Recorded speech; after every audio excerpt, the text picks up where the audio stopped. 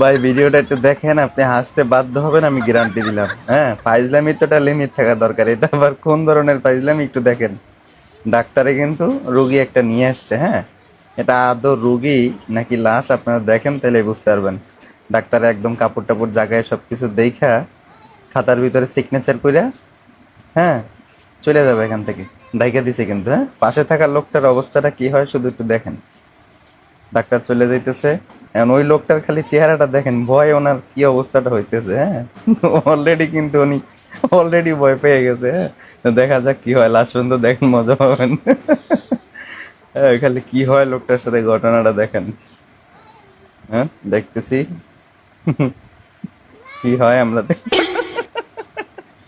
Already কিন্তু পালারা দিয়ে ফেলাইছে রুগিনের লাশ। তার অবস্থা, চেহারাটা দেখেন লোকটার কি অবস্থাটা হয়েছে। লোকটা দেখেন ভয় উঠে যায়, একদম চেয়ারের পিছনে যাই দাঁড়াইছে, হ্যাঁ। দেখেন লাস্ট পর্যন্ত দেখেন কি হয়, মজা পাবেন। উনি খালি দেখেন লাশ কিভাবে উঠে বসছে ভয়ে, ভয়ে দেখেন একবারে যে চুলের নিচে ঢুইকা দরজা দিয়ে বাইরে যাওয়ার চেষ্টা করতেছে। ভাই এটা কোন ধরনের ফাইজলামি? লোকটা তো আরেকটু হইলে স্টক করতে হবে ভাই।